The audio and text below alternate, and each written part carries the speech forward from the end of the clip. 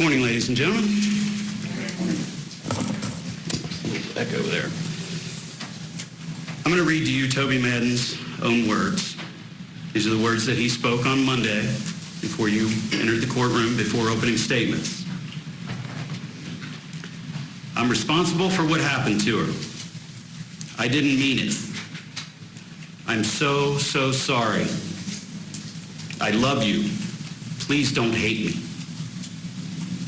Can you put up State's Exhibit 181, please?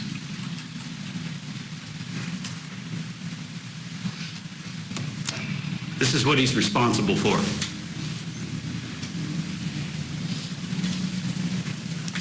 Can you put up State's Exhibit 40?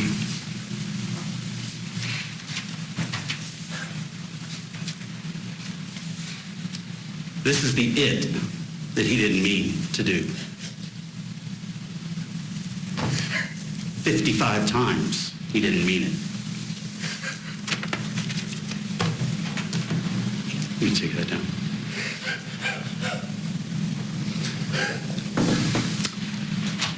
If you recall from my opening statement on Monday morning, I told you how every trial is like a puzzle, and that you receive pieces of the puzzle throughout the week. And that's what's happened this week. And you receive those pieces of the puzzle from the exhibits that have been admitted and from the witnesses that have testified. And I want to talk about those pieces that you've received all week long. And I want to help put them together for you. So we know, and I'm not going to go in the same order that they came in, but I'm going to try and put this in chronological order for you. So we know from Michaela Madden and Tanya Cook that the defendant and Rochelle were together for about 25 years, or north of 25 years. That they moved around from place to place.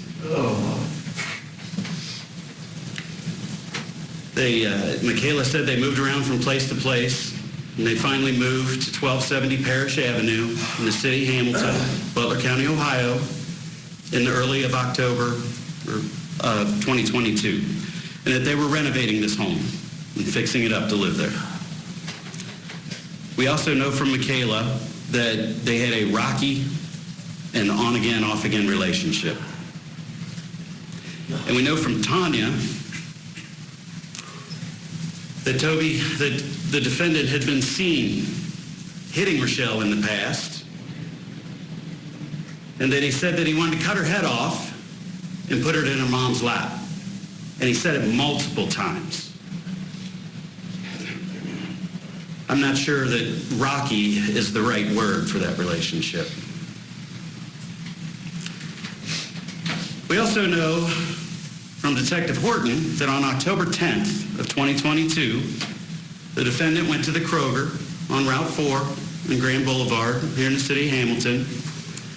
And that was in the evening.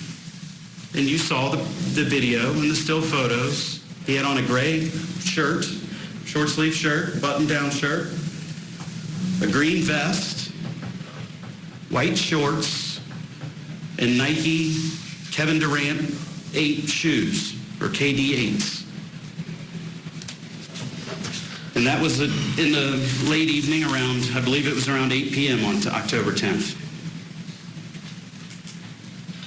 And the next pieces that you got were from the City of Hamilton utility workers. You heard from the 4 of them, specifically the 3 that went into the house. We know that there was an appointment that they had at 8 a.m. on October 11th in the morning, that they showed up on time, that Rochelle let them in, and that she sat on the couch, had a hold of their large, big dog. I believe one of them said it looked like a pit bull. All the furniture was in its place. The china cabinet was upright. The entertainment center was upright. There weren't any chairs overturned. Nothing was overturned. And that they walked through the house and they saw a male sleeping in a chair in the adjacent room. They went into the basement. They did whatever it is they were doing, running their test on the gas line, and they determined that they can't turn on the gas because the furnace is broke. or it hasn't been fixed yet. And they go back upstairs, and they're leaving at about 8:25. They see the male still in the chair. I think he acknowledges a "what's up" to one of them.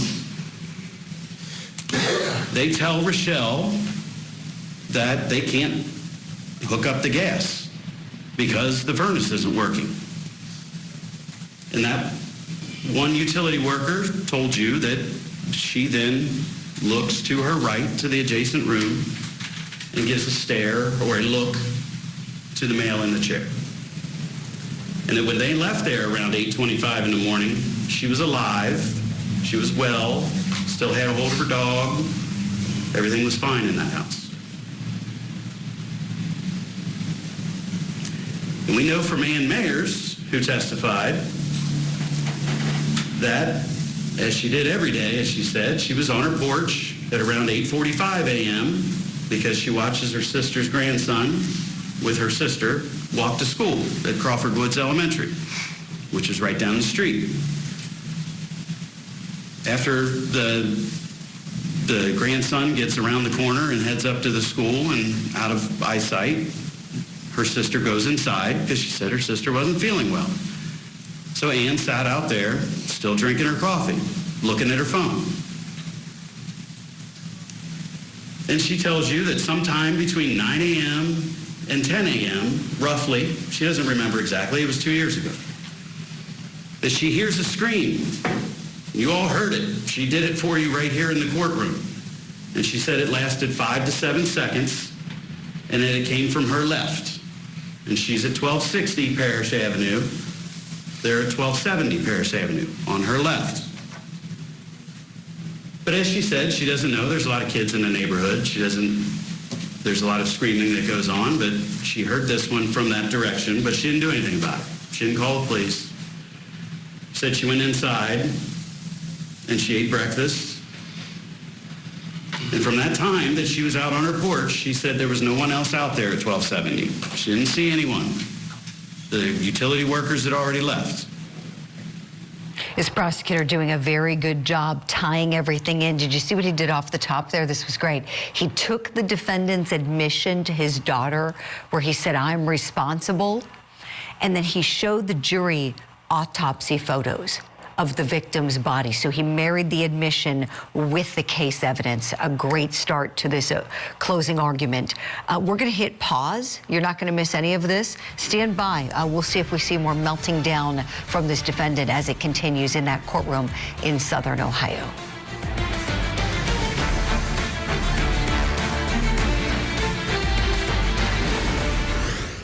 Tonight on Court TV. I'm Vinny Politan. Welcome to Closing Arguments. We have a big hour ahead here. Your deplorable actions are unforgivable. The community still doesn't know how this Boston police officer died. He can't prove one element of his case. It was a dramatic day, a dramatic moment inside the courtroom. What's happening here? It's unreal. Let me show you exactly what happened. Closing Arguments with Vinny Politan. Tonight at 8/7 Central. Only on Court TV.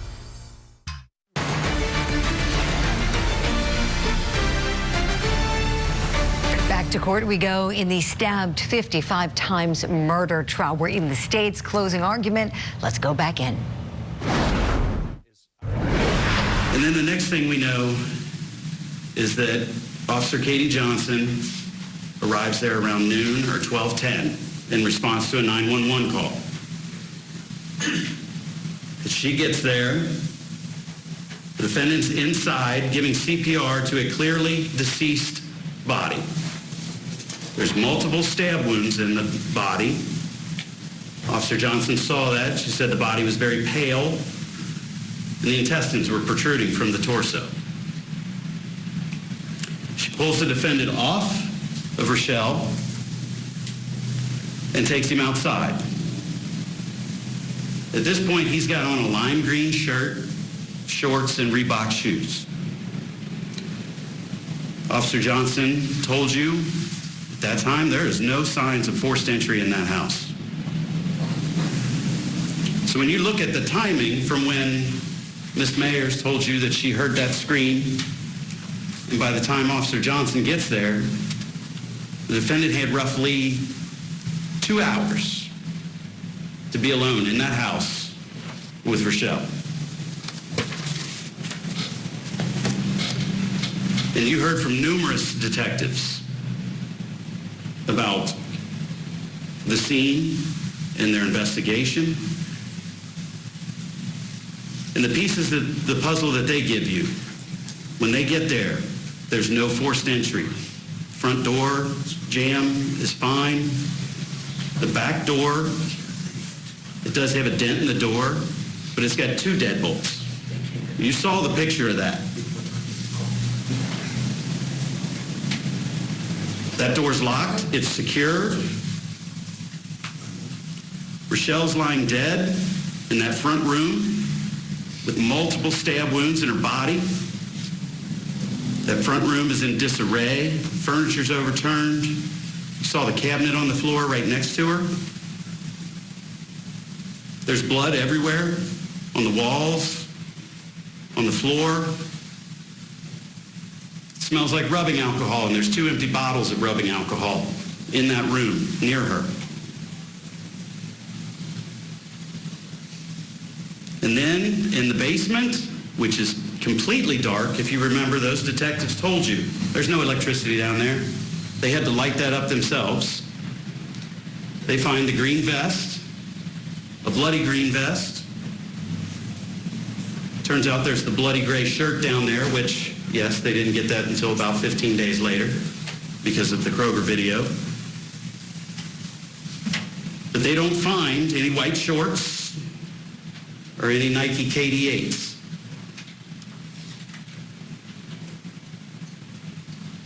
There's a wooden board on the ground next to Rochelle's body with 2 distinct shoe prints on it. One of which is that Reebok shoes that he was wearing when the police got there. And the other one, as Detective Horton told you, as he found on the internet, is a shoe print of a Nike KD8. There's blood in the bathroom sink and on the bathroom floor. And keep in mind, he had roughly 2 hours from the time Ann heard that scream to when the police got there. They find a Swiss Army knife in Rochelle's bag. And it appears to be wet when Detective Horton finds it. Detective Trenum tells you when he examines it, it appears to be rinsed or washed. And it's got a deformed blade, a broken blade, that matches and is similar to the tears in the fabric in the green vest and the cuts in that Planet Fitness shirt that Rochelle was wearing. And you know from Detective Horton that the defendant told him, you got to find those 3 city guys. You got to find them. There's people out to get me. What do you think about the prosecutor telling this story? It's a horrific story if you think about it. You know, it wasn't like there was something that, it seemed like this just kind of came out of nowhere, this attack, which is why you heard the prosecutor saying they didn't want that voluntary manslaughter instruction, because they're saying it wasn't like she was doing something. You know, we hear about heat of passion crime, somebody's having an affair, somebody walks in, suddenly, you know, homicide happens, unplanned, but still happens because someone's angry. No, that's what's really, really creepy about this. Let's see what our guest thinks. Our law enforcement analyst watching from afar from New York, Lieutenant Mike Gould on the show. Okay, Lieutenant, final thoughts here, please, on this prosecutor, how he's laying it out. Do you think they've proven their case? Yep, I do, without a doubt. He's doing a great job putting this puzzle together for the jury. He's actually exceeding really what I think most jurors are going to want to need. when I watch the defendant, he's sitting there. Sometimes he's crying. Then all of a sudden he sits up. So he's not insane, but he's obviously got some type of personality disorder. Cries like a baby, now sitting up. He couldn't shed a tear when he's sitting up if he wanted to. So we talk a lot about, right, nonverbal communication. So watching him, it tells the whole story. And then, you know, the defense has got, you know, they're stuck. They got to do the best job they can. They're grasping at straws. This is going nowhere except state prison, where he'll get a shower every 3 days, guaranteed, and for the rest of his life, hopefully. Yep. He's never getting out, is he, Lieutenant? I mean, he's got the drug case, and then he's got this case. I think we all watching this are thinking this is just inevitable. It's been what we call in the court system a slow plea, hasn't it been? A slow plea, even though he did not choose to plead. Lieutenant Mike Gould, thank you so much for your time and your analysis this morning. Have a wonderful weekend, and thank you for being with us at home. We hope you are staying safe wherever you are watching us from this morning. We're going to hit a break. When we get back in, we're going to hear more from the state, and then we'll see what Toby Meltdown Madden's attorney does. Look at that face. Look at him as he's listening to these closing arguments. Got to wonder what he's thinking and if he regrets not taking the stand. We'll be right back.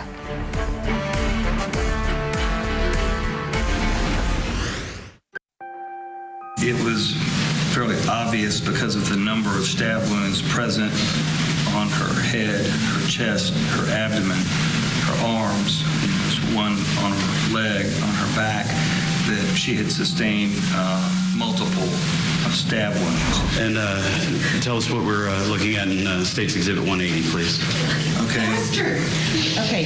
What was your opinion as to the cause of death? Multiple stab wounds.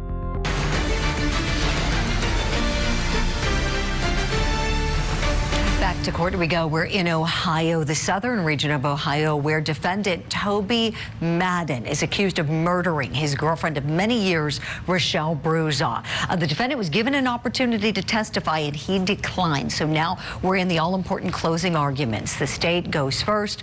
Right now, let's go back into the point where we left off as the prosecutor is detailing the horrific story and how Rochelle Bruza was killed. There's not anybody that I know that wants to hurt Rochelle.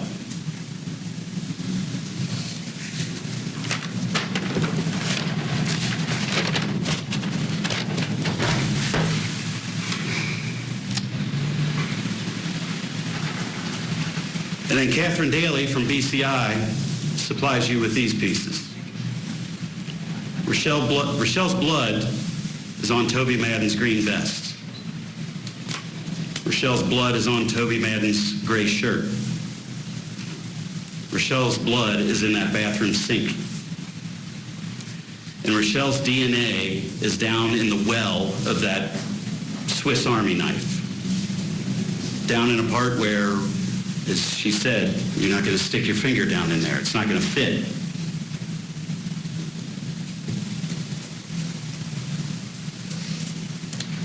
And we know from Dr. Updegrove that Rochelle died from 55 stab wounds. They were on her arms, they were on her leg, they were on her torso, they were on her head, and one in the back. And he told you that there were defensive wounds on her hands and her arms, the bruising on her hands. He also told you there was a small knife that was used.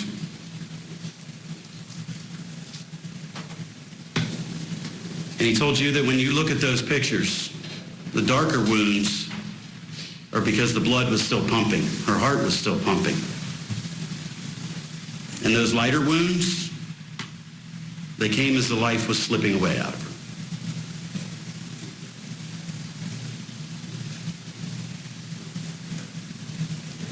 You put these pieces together, and I submit to you that this is what you get. You got 3 City of Hamilton utility workers that leave that house and everything is fine. Something happens at this point. It's a piece we don't have, because the only 2 in that house are the defendant and Rochelle. Maybe she says something to him about the furnace. We don't know. But he goes off. And ladies and gentlemen, there's one stab wound in the back. And I submit to you that that's the first one. He attacks her from behind. He stabs her in the back with a Swiss Army knife. She turns and she tries to defend herself. And this is where the defensive wounds come in. And he keeps stabbing her over and over and over 55 times. And in this process, they're knocking over the furniture. She's trying to get away from him. She's trying to live. She's trying to survive. But she doesn't. And then he changes his clothes. He throws that vest and that gray shirt in a completely dark basement, hoping that no one will find it. He ditches those white shorts and those KD8 shoes. Don't know where. Can't find them. He had 2 hours to do it. Then he tries to clean up. He's putting that rubbing alcohol everywhere in that front room. Detective Huckey told you, distinct smell. Then he goes in the bathroom and tries to clean himself up. That blood's everywhere in the sink. Her blood that he's washing off of him, washing off of his own hands, washing off of his own arms. And then he tries to clean up that knife. He tries to get her blood off of that knife. And then after he does all of that, he has the audacity to start giving her CPR when the police arrive and try to blame it on 3 City of Hamilton utility workers. And the final piece of that puzzle is what the defendant gave you here on Monday morning that I've already told you. I'm responsible for what happened to her. He said it to his daughter, sitting in the back of the courtroom. Ladies and gentlemen, you're going to have 4 counts here to consider when you go back to deliberate. And the judge is going to instruct you on the law and what some of the terms are in those counts and what they're defined as. And I'm going to give you a shorter version of that here now. Can you turn it? Thank you. So I'm going to take these in reverse order. So I'm going to start with count 4 because I think it's a more logical way to look at these.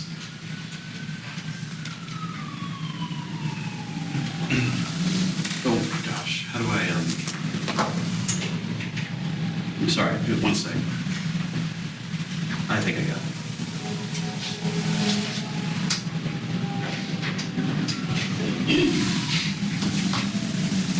Count 4, felonious assault.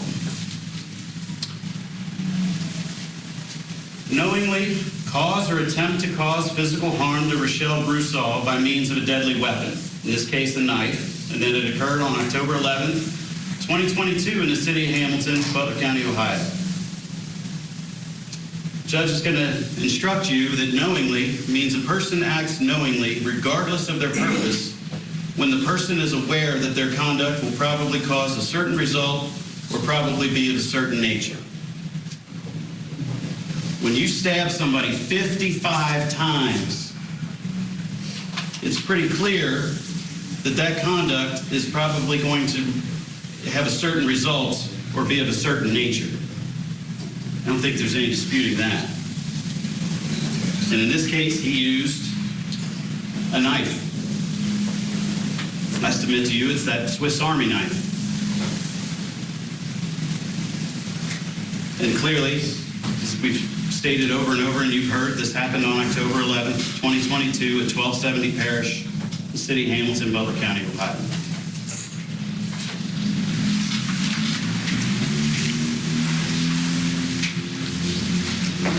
Count 3, felonious assault again, serious physical harm. I just read to you before what knowingly means. It's the same argument. caused serious physical harm to Rochelle Broussard. Ladies and gentlemen, there is nothing more serious than death. That is the worst kind of serious physical harm. And again, October 11th, 2022.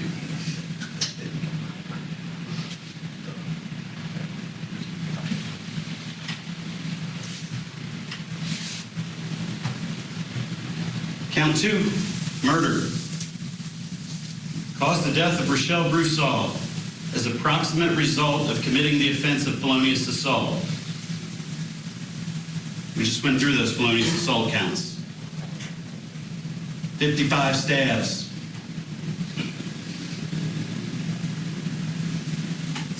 She's killed. She's laying dead in that floor in the front room of 1270 Parish.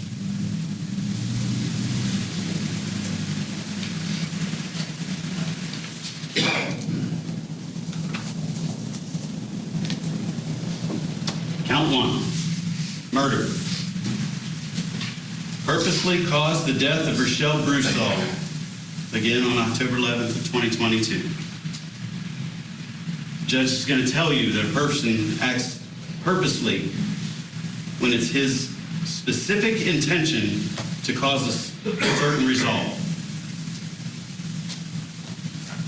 Ladies and gentlemen, there is no other result that can be intended from stabbing someone 55 times.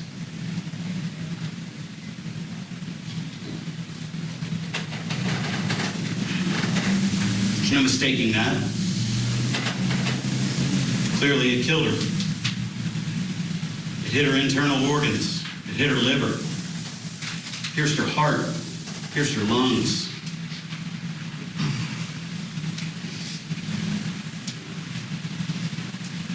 That's a certain result. You know what you're doing.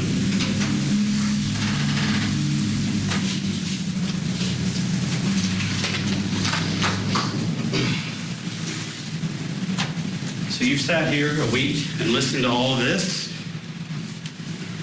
You've received all the pieces of that puzzle. You put them together. It's very clear. That puzzle is the defendant, Toby Madden. Find him guilty on all 4 counts. Thank you. Thank you, Mr. Hahn. Mr. Wilder? Thank you. And there it is. The state's closing argument is in. What did you think of it? I want to bring in our legal analyst guest to get his thoughts. Deputy Public Defender in LA County, Attorney Philip Dubé on the show. Philip, good morning to you. Share with us, please, your thoughts as you were watching this attorney close. He was great. I mean, if we're honest, Julie, you can give this case to a first-year DA, you know, right after taking the bar. This is an easy one. It's a fait accompli, as we say. And it's sort of a prosecutor's dream, because if you think about it, there really was no defense. When he chose not to testify, they put on no medical excuse for the behavior. This is a slam dunk. You know, and it's no wonder he's cracking and losing it and going to pieces. He can't maintain. It's classic narcissistic behavior, and he wants the world to center around him. And I got to tell you, it is Piper time now. It sure is, Philip. I'm seeing the tweets going on. SP What tweeted, his tears will travel right to the big house. I agree. Malcolm Gavin writes, wow, Meltdown Madden, what an actor in part. Yeah, he sure is. We figured there was going to be another, a final bow, you know, because he's a performer. He had to take one there. And boy, oh boy, that was something. Philip, let me back up a moment. When he was given the chance to testify, many of us, myself included, thought, oh, he's going to take it for sure. This guy can't help himself. What did you think about how he said no, then he spilled his guts, and then the judge said, we're going to keep moving, and here we are? I think he knew that if he would have taken the stand, the prosecutor would have crossed him 6 ways to Sunday. okay? It would have been over. He would have been put through the Vegematic, as I say. And I don't think he would have been able to withstand it, frankly. And I think also in the back of his mind, he had really hoped and prayed that the judge would give him a voluntary manslaughter jury instruction based on what was presented. And the truth be told, had he have taken the stand, I think it would have gutted any hope for that instruction. So now what he's really left with is an appellate remedy if the court erred. But the case law is so well defined in Florida, no higher court is going to reverse that trial court's denial of the voluntary manslaughter instruction. He's stuck with the state of the evidence as it is, you know. At most, he might be able to find one sympathetic juror during closing, but chances are during deliberations, the other or the remaining jurors will talk them out of it and just say, look, how can you say there's doubt when you got 55 stab wounds and you have no legal excuse or justification for this type of blind rage? It's just there was no basis for it. So I think this man is looking at life at the Gray Bar Hotel. Philip Dubé, great analysis as per usual. Thank you. Kindly stand by, please. We're about to see his defense attorney's closing argument. I said this attorney deserves a medal. He really does, putting up with this guy. He is number 6, and we are counting. Attorney number 6. That tells you something right there. Let's hit a break. And when we come back from this break, we're going to go in together and watch the defense closing argument. This is Court TV Live. We are your front row seat to justice. It was mass chaos in Kenosha. A 17-year-old boy charged with killing 2 people during a chaotic protest. Kyle Rittenhouse is the hero of Kenosha. My son lost his life protecting other people. My son was a hero. People are dug in on both sides. It was scary to put him on, but we felt as though we had to. I intended to stop the people who were attacking me. Victim to Verdict with Ted Rollins. All new Sunday night, 8/7 Central. Only on Court TV.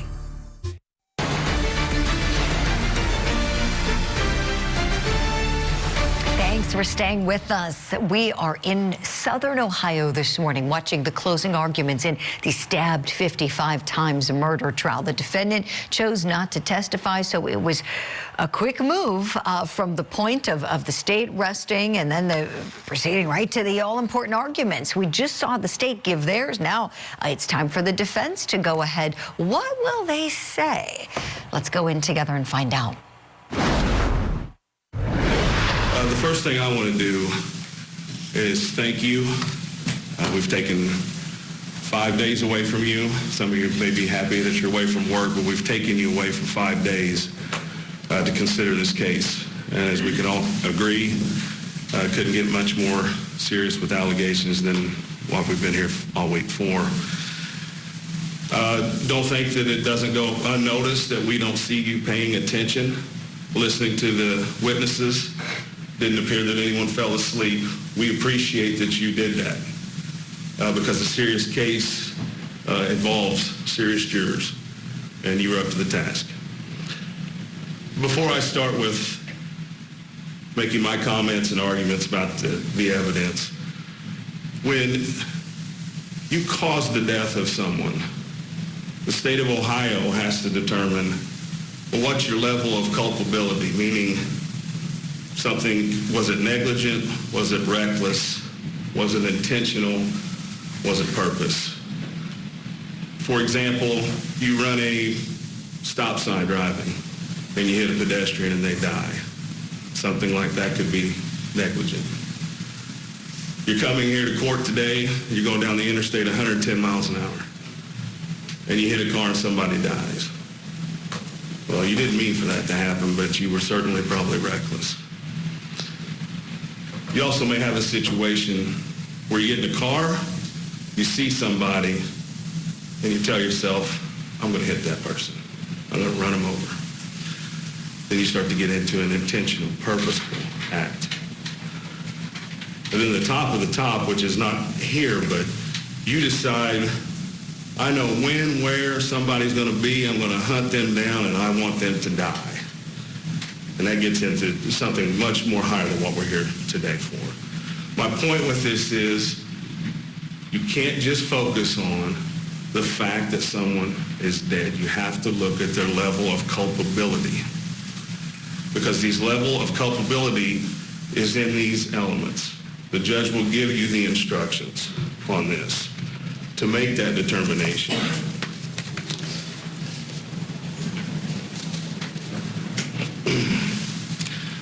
Toby and Rochelle, they are together 28 years.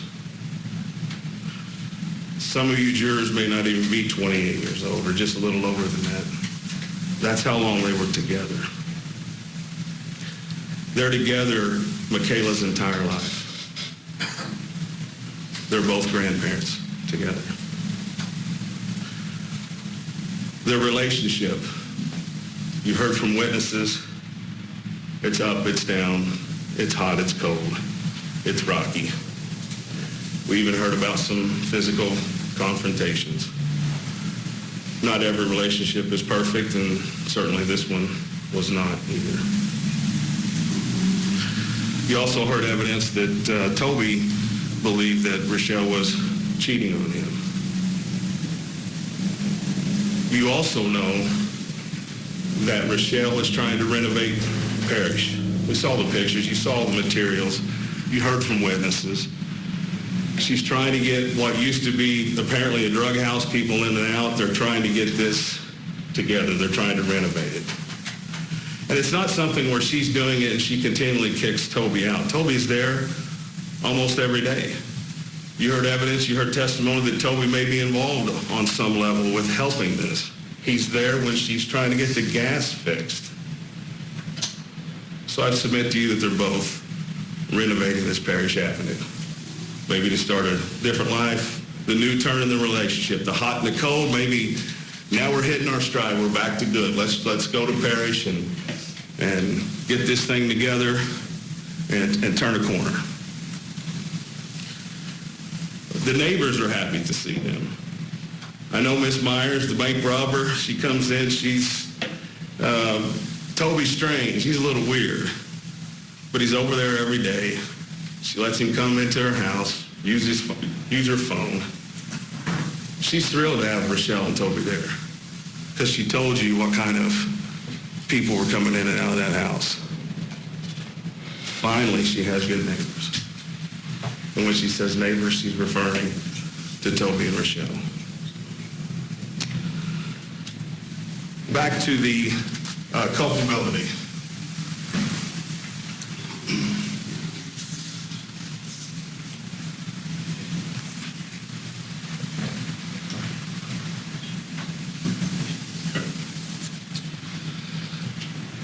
All right, so Toby is charged with two different types of murder. In Ohio, there's two different statutes.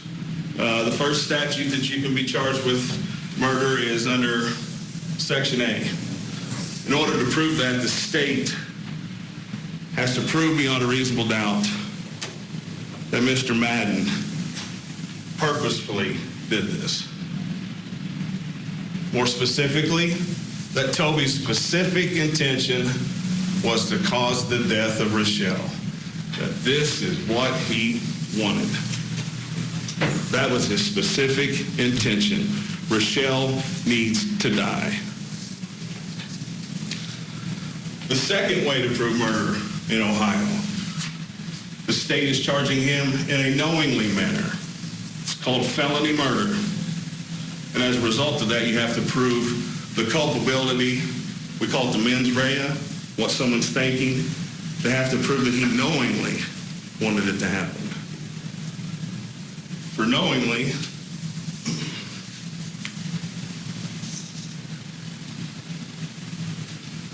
state has to prove beyond a reasonable doubt that Toby was aware of his conduct will probably cause a certain result or will probably be of a certain nature. That he knows what he's doing. That she needs to die. I want her to die. I'm going to do this so she's dead.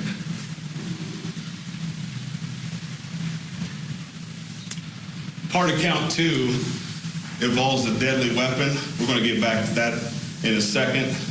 But these, I'm assuming the Swiss Army knife, the 2-3-inch tiny Swiss Army knife, I'm assuming that's what they're alleging as the murder weapon, the one with No blood on it. We'll come back to that. So, we have these two things. We have purpose, and we have knowing. Let's think about the evidence here.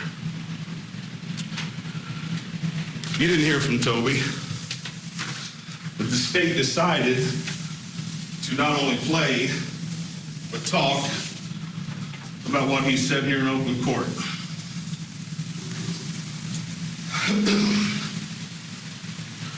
Nothing can make an attorney more nervous than when a client starts to talk, right? This is what Mr. Madden said. This is the state has put this into evidence. I'm responsible for what happened to her. I didn't mean to do it. I'm so sorry. I love you. I don't want you to hate me.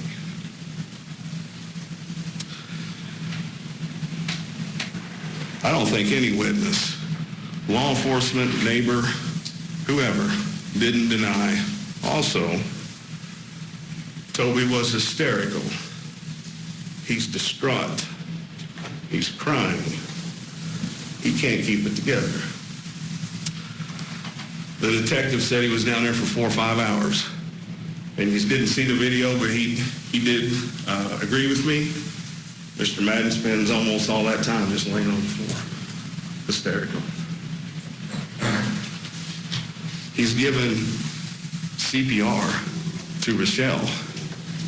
State even wants you to think that he's given her CPR after she's even dead. Is it someone who purposely wants someone dead? Why would you even give CPR at the beginning if you've done it? And why would you continue? If she's dead, that's what you want. You leave them alone. You walk out. You get in Rochelle's car out front and leave. You walk away. You run from the police. You don't sit there and continue to give CPR to someone who's dead if that's what you want.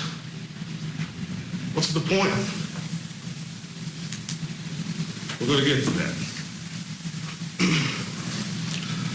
What about the gas service guys? Hey, we come in 8, 9 o'clock, whatever time. Rochelle's got the big dog. We're there to do a job. Nothing seems unusual to us. Rochelle doesn't seem worried, upset, afraid. Heck, it sounds like Toby's asleep in the chair. No worry in the world. Is right there in the chair, maybe woke up and said, "What's up?" We don't hear from them gas workers there's any tension. I mean, I know they're not there to be Dr. Phil or somebody like that, but think about it. If you're a serviceman going in and out of people's houses, you see something wrong, you may walk out and think, something weird about that.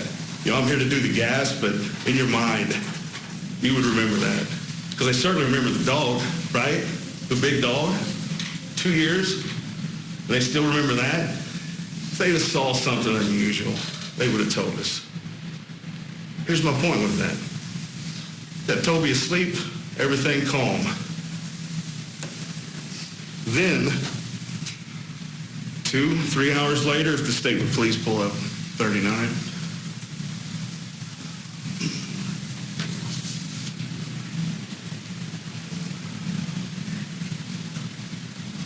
But just so you know, only one computer's connected, so that's sometimes we...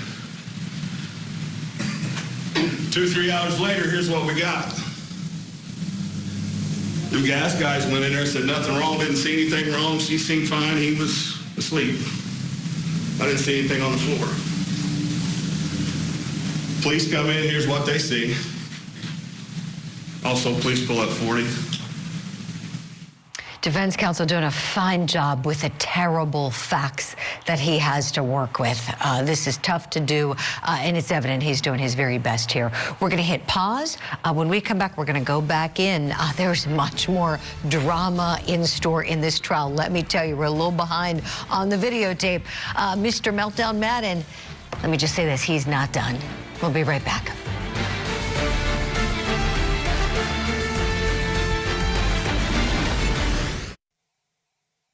This is the victim as she laid when I came up the stairs. Did you hear something out of the ordinary? I heard a scream.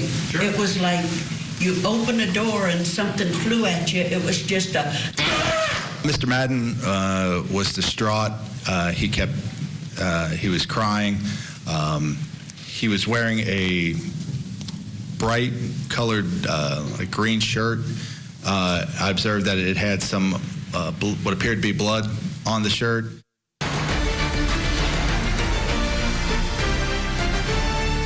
Welcome back to Court TV Live, and thank you for staying with us. We are in Southern Ohio seeing the closing arguments delivered by both sides. State goes first, then they have a chance for rebuttal. Right now, we're in the defense's close on the tape here, but I have to tell you, we're a little behind because we take commercial breaks, right? So full disclosure, there is a major meltdown coming up, one so bad the judge has to call a recess. So let's go back in together now.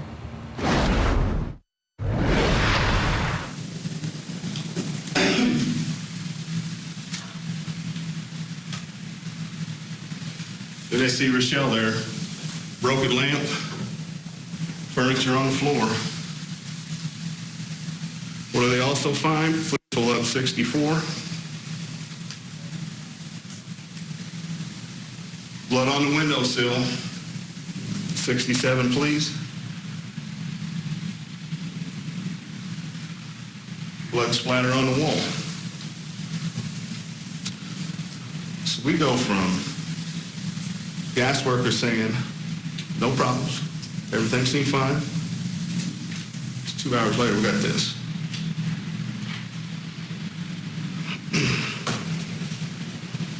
So what happened? Well, what about motive? Why would he want her dead? The state doesn't have to prove motive. They'll get up here in a minute and probably tell you that. You'll be instructed that they don't have to prove motive. It's a good thing they don't have to prove it, because guess what? What is the motive? Where is it? What did we hear? Why would he want to stab her? I mean, these people are together this long, and if you believe Miss Cook's story, that Toby Madden continually said he was going to cut her head off and put her head in the lap of grandma, similar to something out of The Godfather. Well, if you do, I'll just say whatever. Why is that happening? Where's his motive to want to do that? Everything is fine, not even 2 hours before. They're working together on this house, 28 years together. They got grandkids. And remember, we go back to the mental culpability. It's not that she's dead. It's not that her death is caused. It's the mindset, right? Because in this scenario where I run a stop sign and I run someone over and kill them, that's a homicide. Someone's dead. But then when I get in my car and I go, I know where you're going to be. You're going to be at Starbucks at 9 o'clock. I'm going to hunch down, find you, run you over. Those are both homicides. Those are both scenarios where someone is dead. I've caused the death in both of those.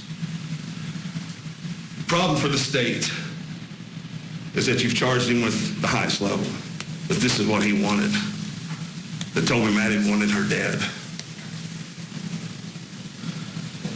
If he's continually, again, if you believe Miss Cook, that he walks around saying, I'm going to cut her head off, put it in mom's lap, wouldn't something have happened before 28 years? I mean, why that day? It's because something happened in those few hours after those gas workers left. Something quick happened. There had to be an argument, something, because all that furniture's on the ground. Now, I am not bringing up Toby's injuries that we're going to see here in any way to try to say that he's a victim. I'm not. If the state would please pull up 82.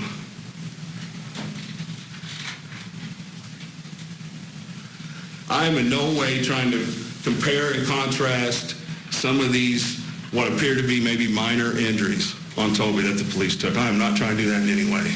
It is terrible what happened to her. But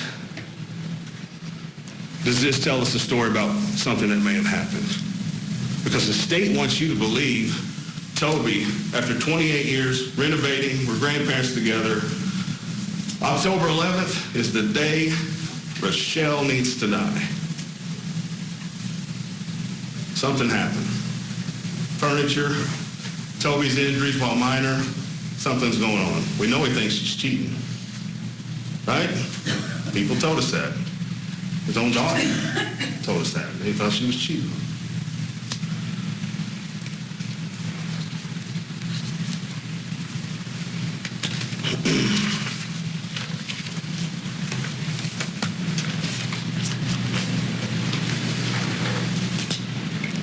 It's hard to imagine that October 11th was the day that Toby just decided Rochelle needs to be done. And I know I've harped on it twice, and I'll harp on it a third time. Because don't just look at the fact that there was a death caused. You have to look at the mental element. Because the state has to prove beyond a reasonable doubt every element. They have to prove that her death was caused.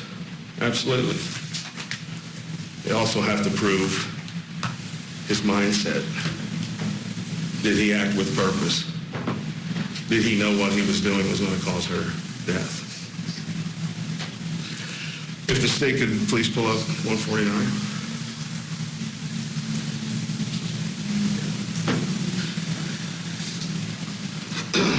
I believe that the state's claiming that this is the murder weapon.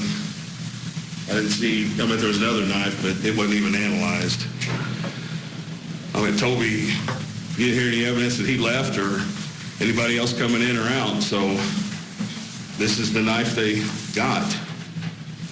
And if this is the, first of all, I submit to you, this is not a deadly weapon, because I don't know if it could inflict the injuries that some of those are.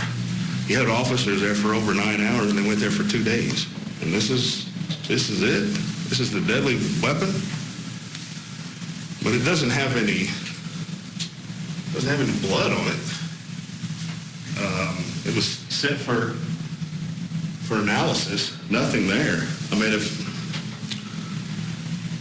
you're going to stab someone 55 times to the point where intestines are coming out, and it's deep enough to touch the heart. I know I started with the liver, and then the coroner said, well, you can get to the liver with this. But then he said something like the heart is a little different. The state has to prove to you that he used a deadly weapon. This is what you've been provided.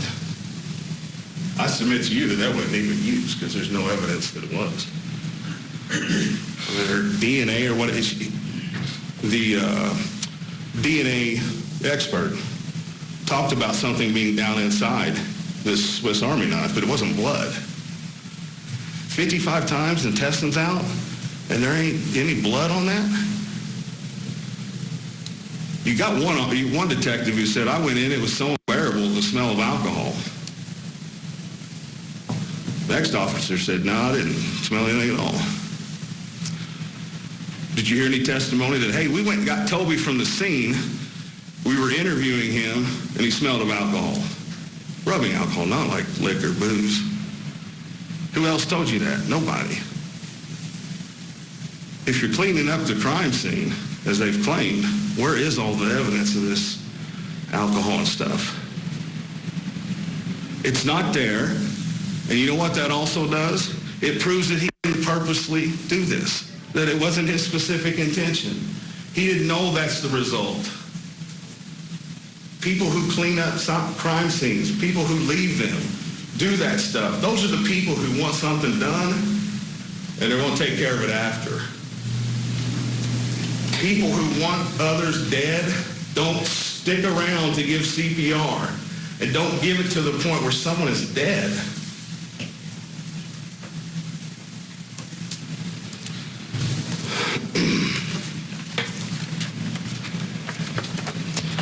Ladies and gentlemen, the state of Ohio can't meet these elements. You have to stay focused on the mental element of this. She's dead. It's horrific. It should not have happened, but it did. The element you need to focus on is the mental part of this, because they want to prove to you, and they have to prove to you, that this is what he wanted. And that's simply not the case. Thank you. Thank you, Mr. Wilder. All right, there you have it, the defense closing argument. I applaud this lawyer for trying as hard as he did with these horrific facts of this case. Let's bring in attorney Philip Dubé now for some analysis. All right, Philip, assess what this attorney did for us. Your thoughts, please. In the hopeless case, I thought he did a magnificent job. You know, when I really thought that the defense was in trouble was during opening statement when he didn't give an opening. You know, usually when you don't give an opening, it means you plan on arguing either, you know, reasonable doubt or wave the American flag or argue Lady Liberty or the Magna Carta, you know, but here he's arguing the elements. And if you really think about it, while it might not necessarily save the day, at least he had something to say. When you look at that little tiny penknife, it's hard to believe that that is in fact a deadly weapon. It seems like at most you might get a superficial wound out of that, and that by using that itty bitty folding knife, there was no intent to kill. And coupled with the fact that he's trying to give her CPR after the fact, it shows that there was no intent to kill. Maybe he wanted to hurt her, upset her, but not end her life. The problem is he gouged her 55 times. And I think a jury might have a hard time embracing 55 plunges, even with a penknife, as being innocuous, benign, or just as a desire to scratch or harm. So, but at least he had something to say, and I take my hat off to him. He did a great job. Great points you just made, Philip. Thank you for all of that. Stand by, please, because we know a major meltdown is about to come. We're going to see the rebuttal next, and the judge is going to have to halt the proceedings and even banish the defendant to a remote courtroom. Look at him. This is where he is sitting right now after having to be removed after a major outburst. Sarah Boone is charged with second-degree murder after her boyfriend suffocated inside of a suitcase. He's in the suitcase still. There are multiple domestic violence incidents. You two hitting each other. Sarah. That's my name. Don't wear it up. He told you, Sarah, I can't breathe. George Torres locked inside of a suitcase, begging for help. I thought he was okay. The Suitcase Murder Trial. Live coverage starting October 7th on Court TV.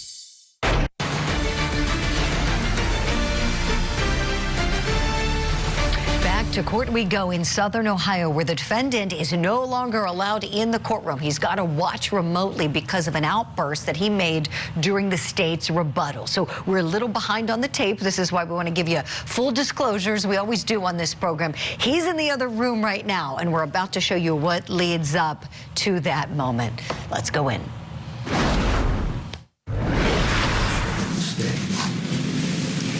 Hey, please, this honorable court.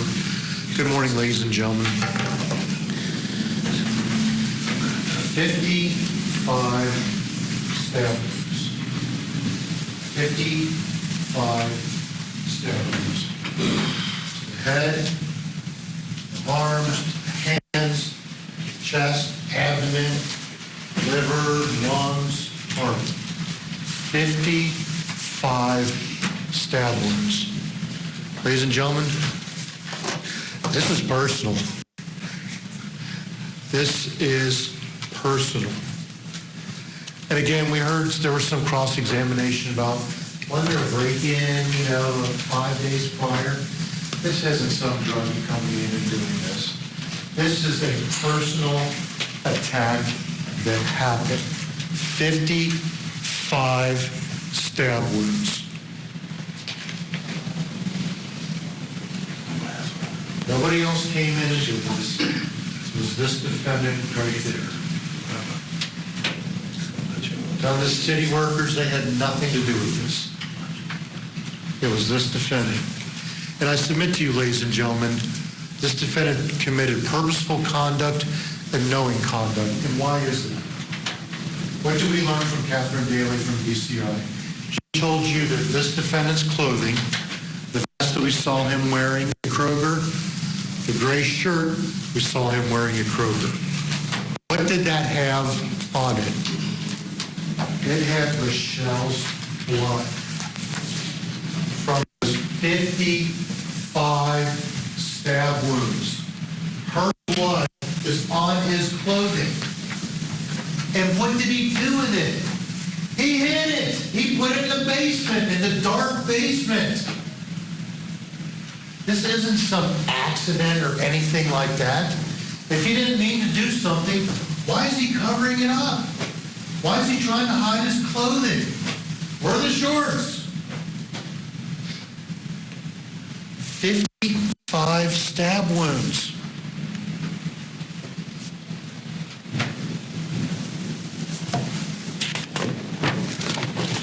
What else does this defendant do? There's nobody else that's in this. You know, this case is so strong, I don't even know if they need rebuttal. If it were me, I'd probably keep it really short and really sweet because I think this guy is sunk. And I'm seeing all your tweets. I know many of you agree. You're going to see the biggest meltdown of all happen next. Ted Rollins has got you. We're going to go into the courtroom. It's what got him banished to this room where he's watching the trial remotely. Stay with us. We're back in 4 minutes.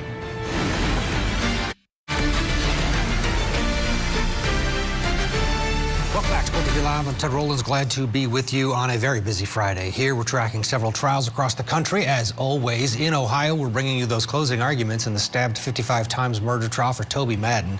He decided this morning not to testify.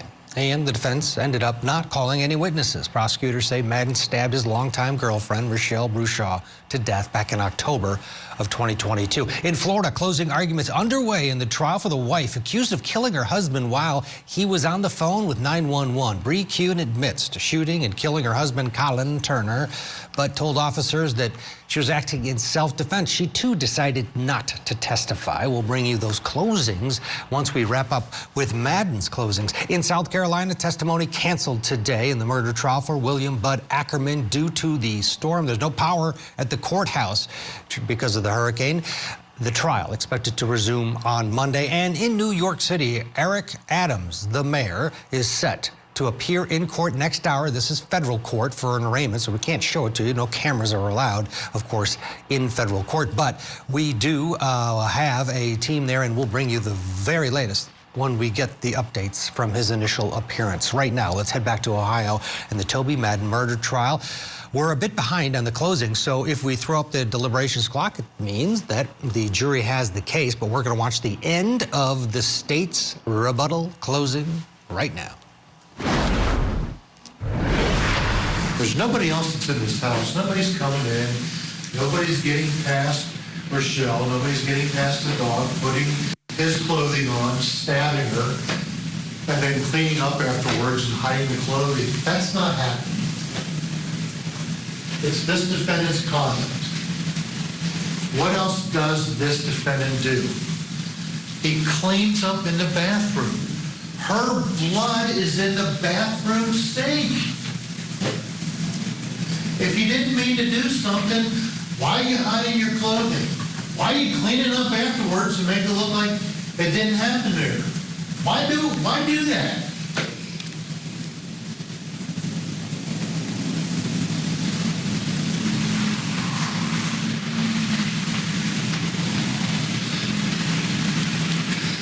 It is purposeful conduct when you stab somebody 55 times. The head, the chest, the arms, the hands. What's the phrase, death by 1,000 cuts? This defendant sure tried. 55's a lot, ladies and gentlemen.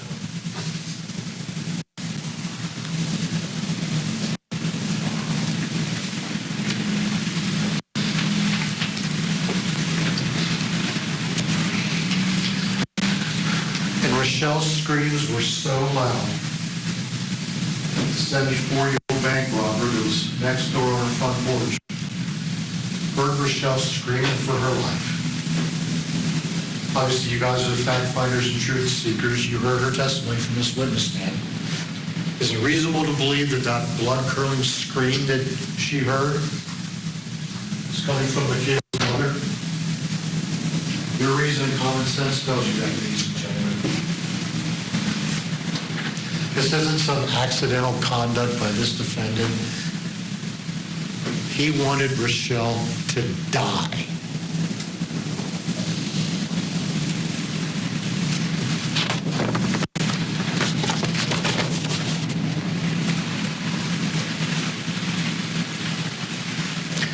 What else did this defendant do? Get his clothing, the green vest, the gray shirt, washed up the blood. And again, the 12 of you are the fact finders and truth seekers in this case. And I'm not going to put any photos up there on the screen, but look at those stab wounds to Rochelle. Look at the cutting and the clothing of not only Rochelle, but of this defendant. Doesn't it kind of look like that knife that we just had up there, that Swiss Army knife? Doesn't it kind of look like that knife? And where did we find that knife? It wasn't laying there in the middle of the crime scene. We put it in Rochelle's purse, her book bag.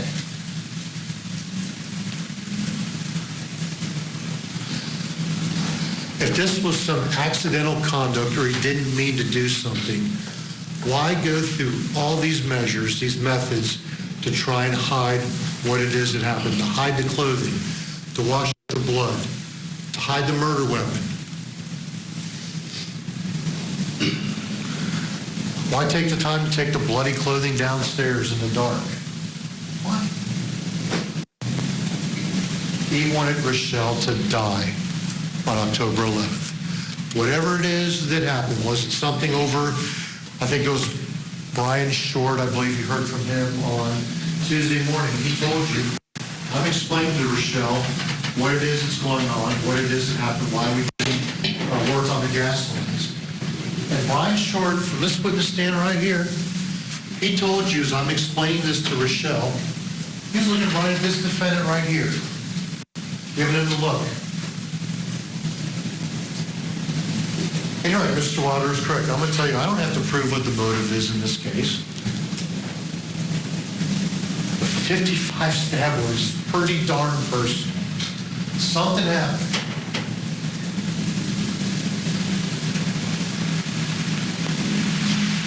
$55 stab wounds.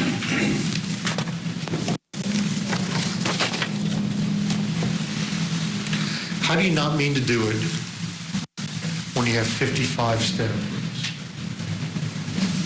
One stab wound, maybe you could say you didn't mean to do it. Probably not, but again, maybe. But 55 to the head, the chest, the abdomen, the arms, the hands. Come on, ladies and gentlemen. That is not reasonable. It's not reasonable at all.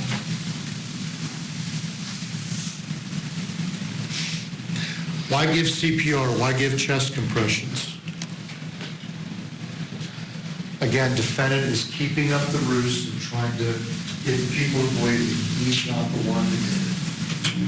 Hiding the clothing, washing up the blood, putting the murder weapon back in her purse. Detective Katie Johnson told you when I get there, this woman's obvious. The intestines are hanging out of her body. She's pale. He's trying to keep up the ruse that he had nothing to do with this.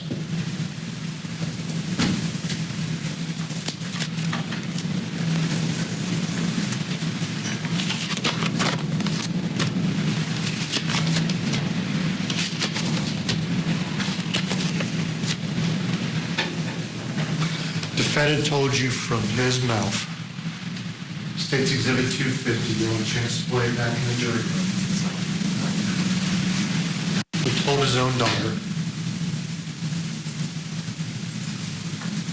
the daughter that him and Rochelle have together. This defendant said, I'm responsible for what happened to her. I'm responsible for what happened to her. What happened to her was 55 stab wounds. And that's what he's responsible for, ladies and gentlemen.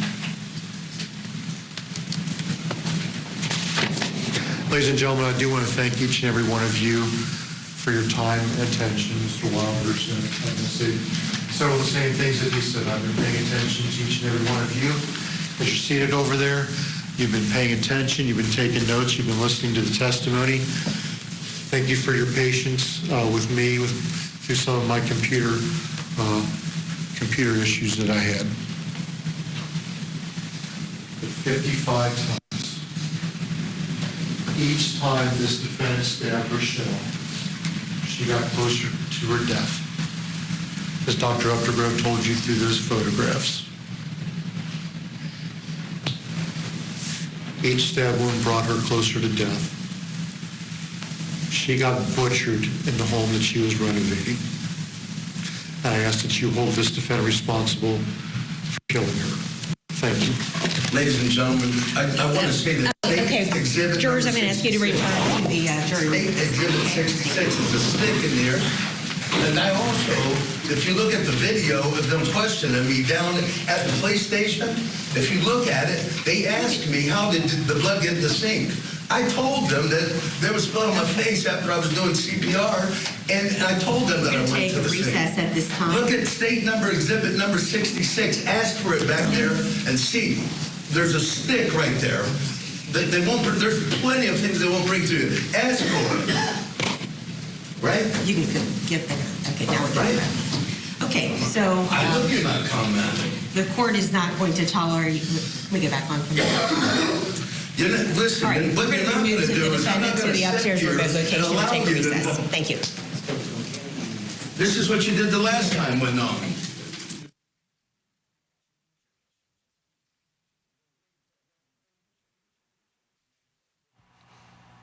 Okay, they cut the audio in the courtroom after the outburst from the defendant in front of the jury after the conclusion of the state's rebuttal closing argument as he walks off. And you can see the clock is ticking. The jury has received this case. The instructions are over, and they're deliberating the fate of the defendant, Toby Madden. He was, reminder, at one point he was representing himself in this case. He ripped through 6 attorneys. He decided at the end of the day not to testify in this case, which was a bit of a surprise because he was emoting from the defense table throughout the trial. And there he goes again, one last emotion from the table to this jury. They heard it. You heard it. 66. Check it out in the deliberations room. What good will it do? Probably none, but let's bring in Josh Schiffer. He knows how these things play out. He's a criminal defense attorney in Atlanta, Georgia. Josh, woof, this guy, I guess you could, this isn't massively surprising given his behavior during trial, but yeah, he went all in there at the end.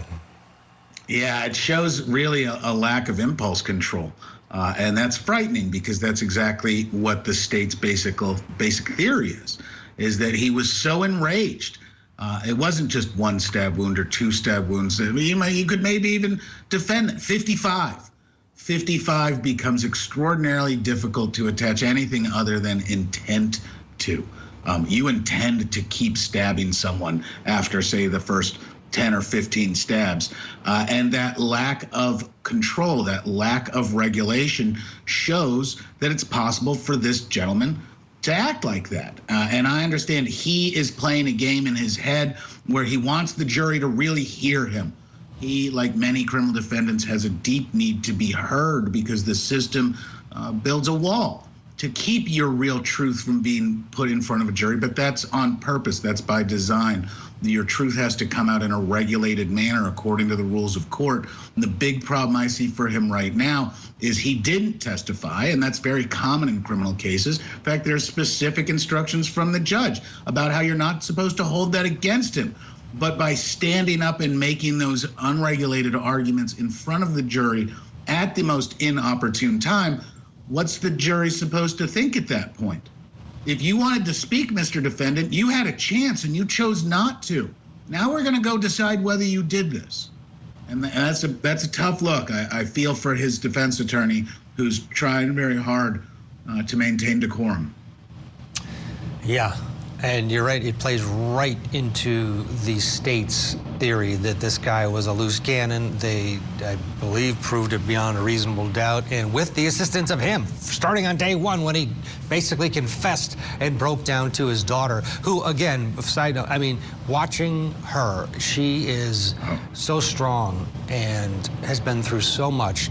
To sit through this entire trial has got to just be traumatic and horrifying, but what she's been through is just despicable. Let's get a break, and when we'll come back, we'll play a little bit of the jury instructions, and there's somebody who's not there. He's watching from another room because of the outburst.